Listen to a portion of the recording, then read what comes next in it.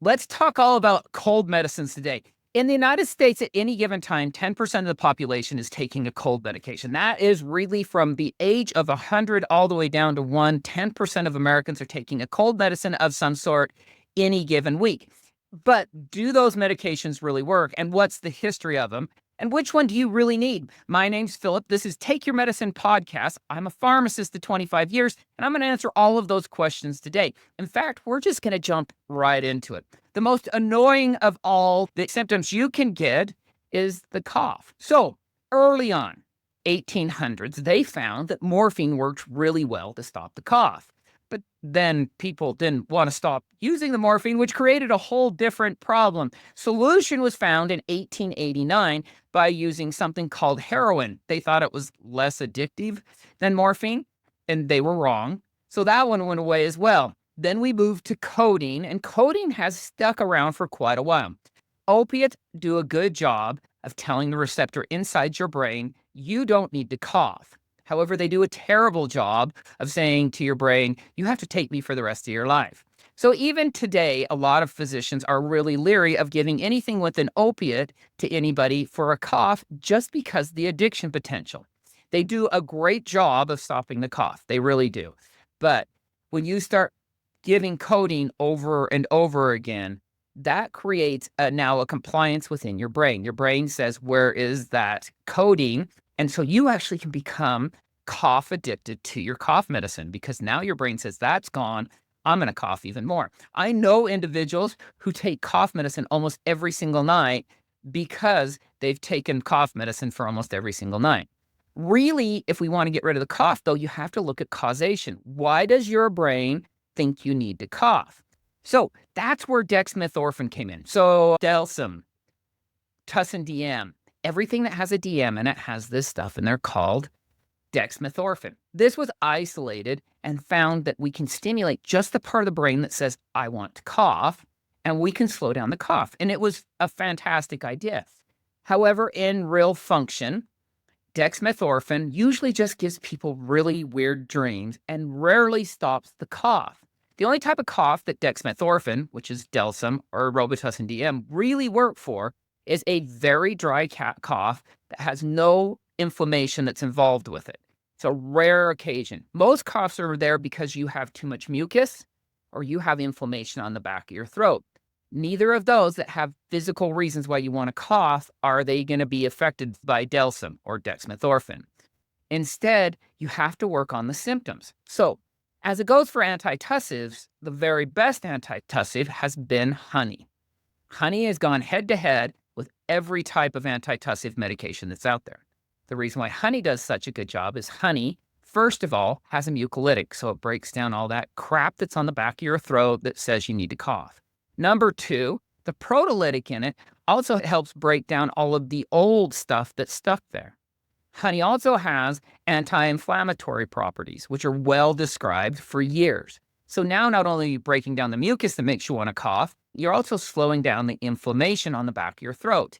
These studies were done head-to-head, and dextromethorphan loses every single time. And although I love honey, I don't think you'll ever really get addicted to it. So if you're trying to treat your cough, honey works better than anything. When it is like severe, I see doctors use it post-surgery when they know that if they cough too much, you'll break something open. They'll use opiates, but that's only with the high risk of the chance of addiction to it. What most physicians and pharmacists recommend is trying to get to the core problem. So the core problem of why you have a cough is going to be the same reason why you have a stuffy nose and why you have all that congestion in your chest. That all has to do with this stuff called mucus. Mucus is made by these little cells. They're called goblet cells. Most of our cells look kind of like flat pancakes, and then they move to cubes. But every now and then we get one that looks like, well, a goblet. So you've got this big end, and then it comes up to a point, you big end, and if you squeeze it, you get mucus out there. Now, that mucus has been instrumental to keep us alive, well, since the beginning of time. That mucus helps us block out whatever wants to come in. Dust, yep, bugs, sure, we want to kill viruses. It gets locked in this mucus. The mucus is made up of glycoproteins. Glyco meaning sugar, protein meaning, well, protein. And when you put those two things together, it's like spilling root beer all over your floor. Everything gets sticky. Now, normally that mucus does a really good job, but when we have a cold or a bacteria, our body stimulates more mucus production by using histamine. And that tells those goblet cells you've got to put out more. Well, when they start putting out more, instead of this beautiful thin mucus that just slides down the back of our throats, in which we swallow somewhere in the range of about 2 liters to 3 liters a day, like constantly we have that much snot going down our body. Now it gets thick, and when it gets thick, it gets clogged up. So we clog up our sinuses, we clog up everything that has to do with our head up on the top, but we also put that thick mucus down the back of our throats. So it makes sense that the second ingredient in most cold medications is going to be a mucolytic. Let's break down the mucus. It makes sense. If you can get to the mucus, you can break it down. But this becomes a real problem. There's only really 2 types of mucolytics that are available. The first one's called acetylcysteine. In fact, you guys know it as N-acetylcysteine. When we nebulize, which means we take a little machine and we put it into a mist and we throw it in, it hits that mucus all the way down. And because it physically hits that mucus, it helps bring water into the mucus and it flows freer. The other one we take, the one that I'm not a huge fan of to break down that mucus, is this stuff called guaifenesin. Now, guaifenesin has a long history. Guaifenesin as a standalone product, though, isn't a very old product. Guaifenesin is supposed to stimulate those goblet cells to produce more water, to produce thinner mucus. But when they do head-to-head studies, guaifenesin doesn't work better than the water you have to drink with the guaifenesin. This is all of your Mucinex. Mucinex for a long time was prescription. In fact, the very best product was this Mucinex product that had 1,200 milligrams of Mucinex and, more importantly, 120 milligrams of Sudafed, and we'll get to Sudafed. So that one was moved from behind the counter over the counter, and Mucinex took off with it. Since that time, they keep looking at it, and the idea of guaifenesin or a mucolytic seems to be very, very inefficient. The only real efficient way to thin mucus is to use potassium iodine, SSKI. So potassium iodine, when we use it, now you'll use it topically. So there's the nasal sprays like Nasomin. Vicks has one in every other country except for the United States. And you can even get this stuff called Poneris. They all add in potassium iodine. Potassium iodine physically binds to those little cells, those goblet cells, producing thinner mucus. So when you spray it in your nose, it tells each cell, instead of the way that guaifenesin does it, which is you have to swallow it and then it has to go in your liver and that has to come back around and hit your blood. Instead of doing that, it physically tells those cells you need to produce thinner mucus. And so the goblet cells change from triple thick, crappy mucus that you cannot get out of your nose, that sits on the back of your throat and irritates you so you want to cough, that sits inside of your lungs. It makes this really thin mucus that your body now can push through. The way you push that through is these little hairs called cilia hairs. And they're just these little teeny hairs we have, and they just flutter up and down until you get them sticky with too thick of mucus. As soon as we thin them out, the cilia starts to work better. And you can tell right away when you use a nasal spray that has SSKI, super strong potassium iodine. As soon as you put one of those sprays in your nose, you'll be able to cough up very efficiently. And as soon as you start doing that, you get rid of a lot of that mucus. By getting rid of that mucus, now we don't have that insult on the back of the throat that causes us want to cough and cough and cough. The other reason why you're coughing is because you're coughing. I know this sounds redundant, but when you cough, you irritate the back of your throat. Now, that irritation causes inflammation. That inflammation now tells your brain that you need to cough because there's a problem there. So that hacky cough that you get after you've had a cold and nothing's productive anymore, a lot of that has to do with the fact that you have an inflamed throat. Not that I needed to tell you that because you're fully aware of it. When people come in and they just say they have just the dry, hacky cough, one thing I always tell them is ibuprofen is better than Tylenol 100% of the time. The second thing I tell them is that you want to use nasal steroids. Now, nasal steroids have never been proven effective in fighting the common cold. I don't believe they are.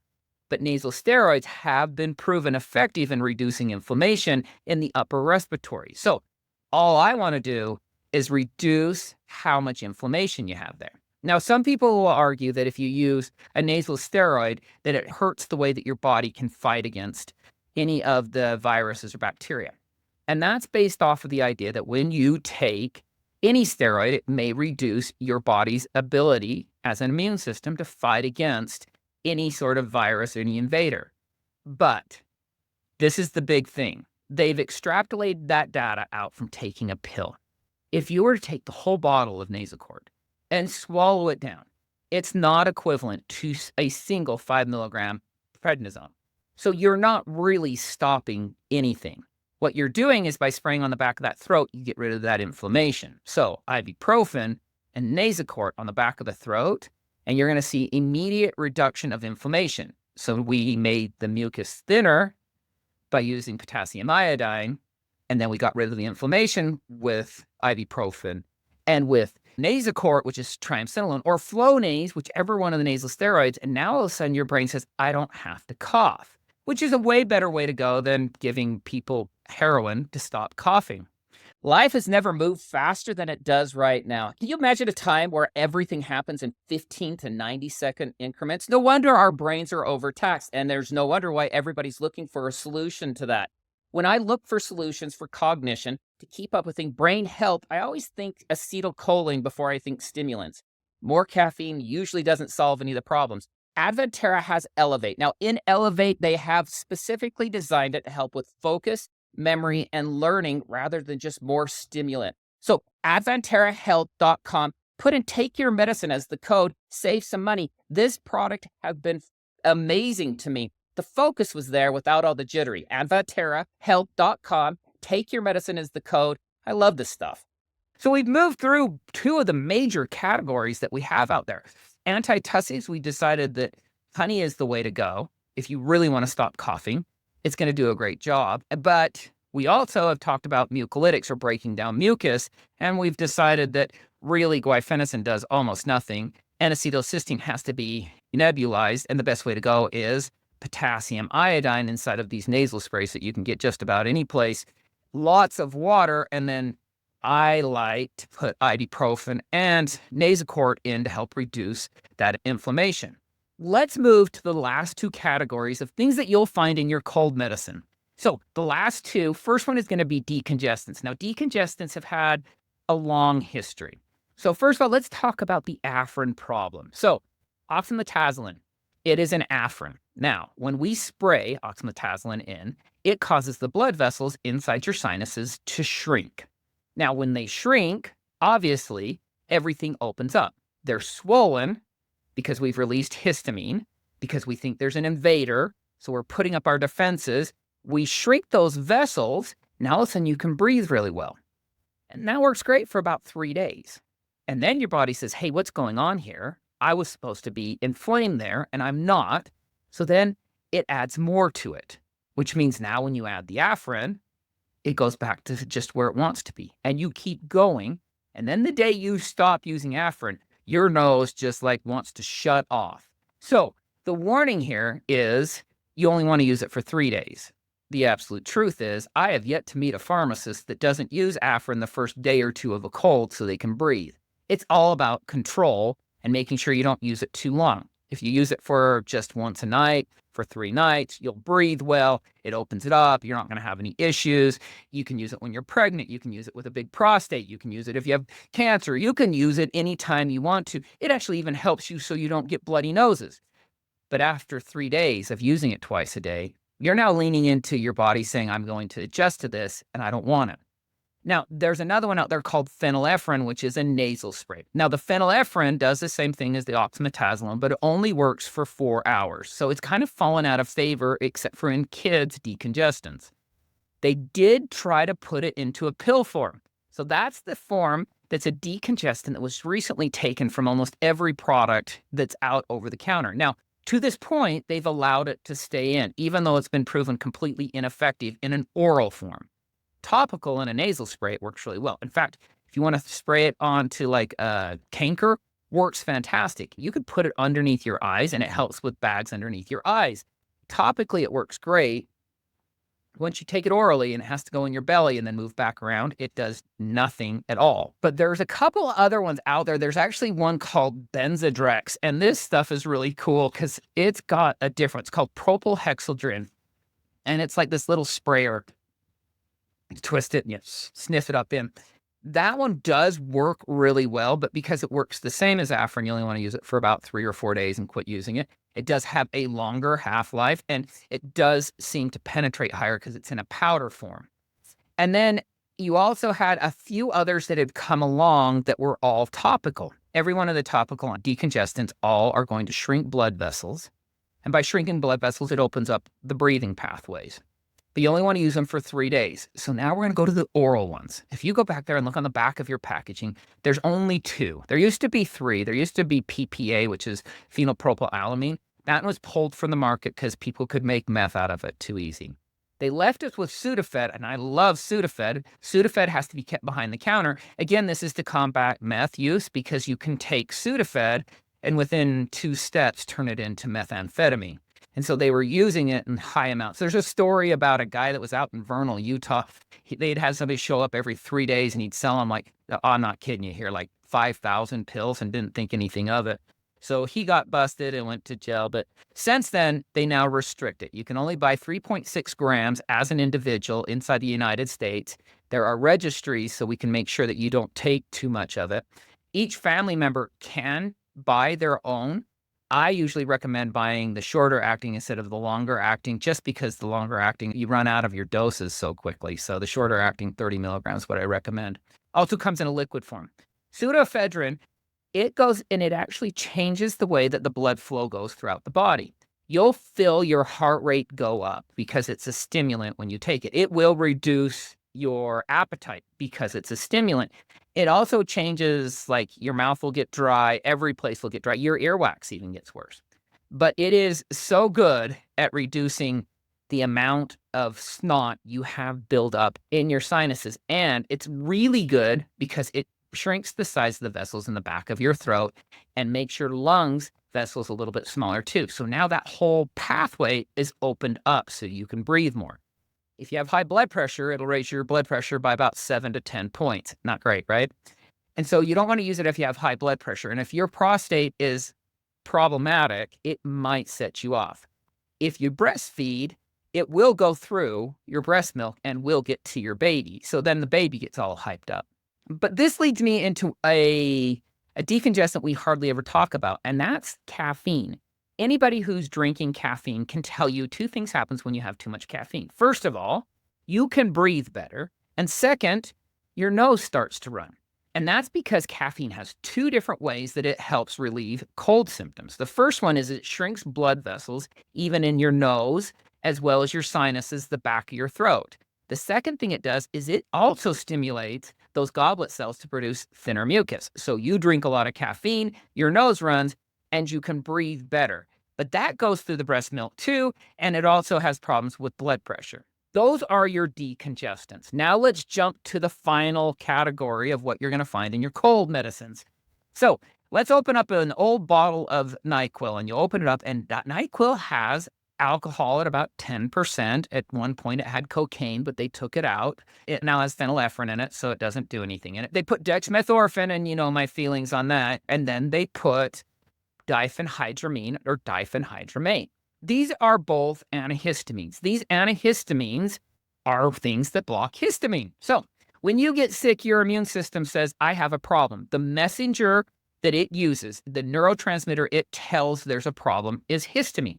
Histamine causes swelling, is one of the things it does, and it causes copious amounts of mucus to be formed. So it's swollen and more mucus is being formed. Along with it, it also makes you irritable and all sorts of stuff. So an antihistamine is going to block that effect. Histamine, though, is essential in waking up in the morning. So keep that in mind. We use histamine to wake up in the morning.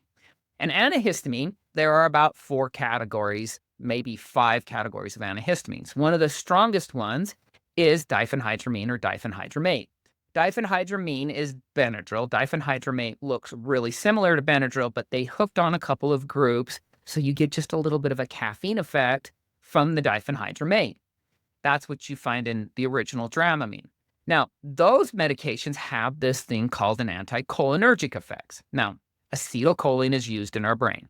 We use it for memory, focus, and learning, and it also helps us be stimulated with a lot of different effects.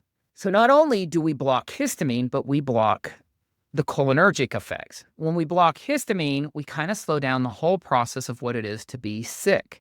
The swelling in your nose, your sinuses start to go. You get a little less mucus being made. You do get tired from it. But the problem comes in with the anticholinergic effect. Now, anytime we have a cholinergic effect, it has to do with like too many eyes, like you'll be tearing up, you'll spit too much, your bowels get loose, everything gets really moist. And we've just stopped that whole process. And so a lot of people, especially those that have bad prostates or trying to produce milk, if they take an antihistamine, all of that stuff dries up with it. The stronger the antihistamine, the better it works on all the cold symptoms. So that's why everybody takes NyQuil at night, because it will dry you up better than everything else. And you have all night to be tired, and you wake up and your mouth and lips and everything are dry, but then you drink water and away you go, and it's really hard to wake up in the morning. Because they were so sedating, they made a few other categories. So chlorampheramine, bromompheramine were the next ones that come in. I really like chlorampheramine and bromompheramine because they're kind of in between. You do get some dryness out of it. If you have just an okay prostate, you can get away with it. I still say that nursing mothers, unless you're overproducing, I wouldn't use it. But if you're an overproducer, you can get away with using it. Even though it goes through the milk, it will make your baby tired. But those are going to help dry up all of the mucus you have.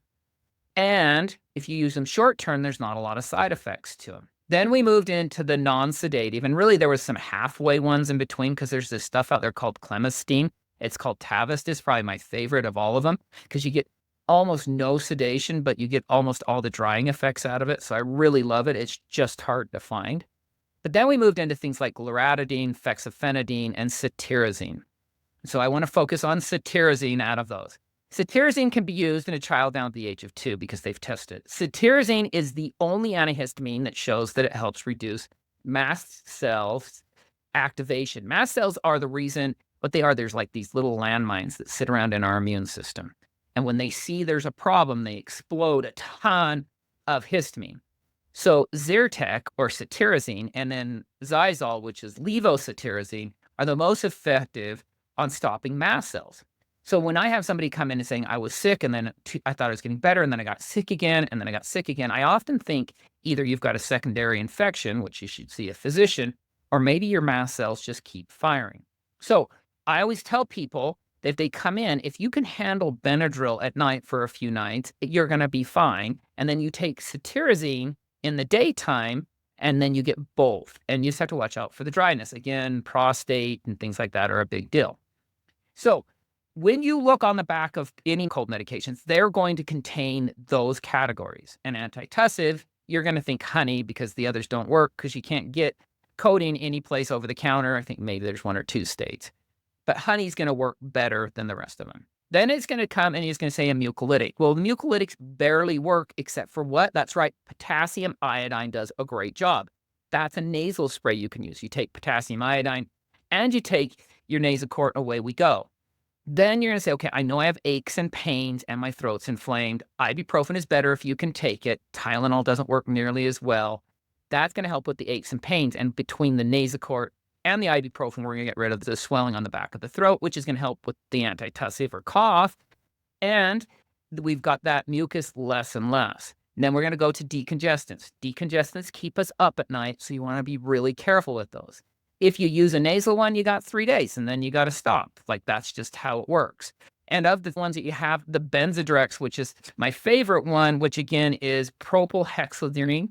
You have to sniff that one up there. And the Afrin, which you can only use for 3 days, is just a nasal spray. I do love them, but don't go more than 3 days. They'll open it up. Instead, you're going to reach for Sudafed that you have to go talk to the pharmacist because everything else over the counter quit working or isn't available anymore. And you're going to use the lowest dose, no blood pressure issues. Be careful if you're feeding babies.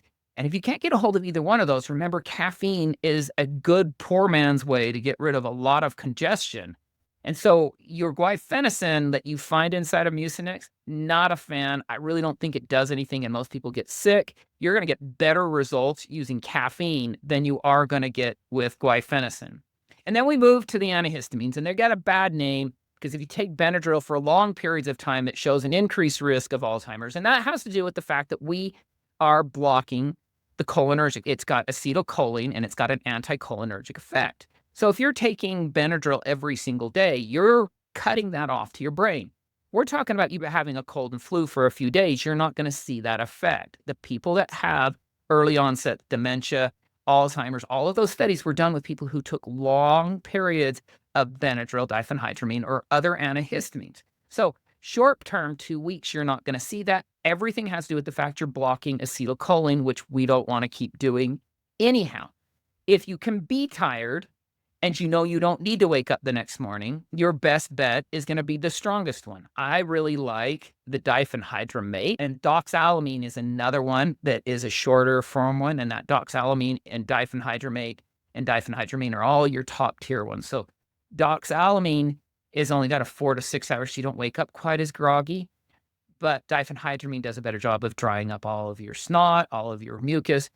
The Dramamine, the diphenhydramate, is my favorite because you get less sedation with it, but you still get most of the effects that you're looking for. During the daytime, you want to move to Zyrtec, which is cetirizine, because it helps stop mast cells. And if that's not quite enough, go look for some clemistine, which is Tavist, or some chlorampheramine, those are both less sedating. So when you look at all those medications, they're going to put them in lots of different categories. But in the end, that's all there is when it comes to cold medications. And personally, what do I take? And this is probably the one that you've been waiting for the most. I only take the Benadryl combination at night if I absolutely have to, because I wake up super groggy and I'm already a poor sleeper. And the last thing I want to do is have to wake up groggy and reach straight for the caffeine. If I had my choice during the day, Zyrtec D, which is cetirizine, with the D, which is the Sudafed, in a combination product. I like that one the very best during the day because it dries me just enough and opens everything up for me. And you can get one that lasts 12 hours. And for me, that means I can cut out the caffeine. I'm feeling really good. I always use ibuprofen instead of Tylenol, but I have a good stomach and I'm not on anticoagulation drugs, so I get to use that one. Daytime, Zyrtec D with the Sudafed, which is in the D, and then I take it with my ibuprofen. Then nighttime comes along. If I'm so bad that I cannot breathe, I'll put 2 sprays of Afrin in for the first night or two, because if I can't breathe, I'm not sleeping. But then I reach for the old NyQuil recipe, not the one they have now. I take diphenhydramine, which is a Benadryl, and I take it with a half of a 30 milligram Sudafed, which gets you back to where it was initially. And then by taking those two together, and I just leave the guaifenesin completely out. And then I always am using one of the nasal sprays, whether I use Poneris and add 1 milliliter of Poneris inside my Nasacort, which is a recipe you can find on all the social media channels, or I use the Nasamin, which is made by Triquetra, and I probably use that 5 or 6 times a day because I think that clears out the mucus more than anything else. And I am a fan of nasal washes. If you can stand it, go look up Neti Pots. They're really great. My name's Phil. This is Take Your Medicine podcast. Today we talked about cold medicine because it is that time of year. You now know what I take. Give me a shout out. Tell me what you want to talk about. Give me a follow. Share this with a friend. And next week we're going to dive into another pharmacy questions. Thank you so much for listening.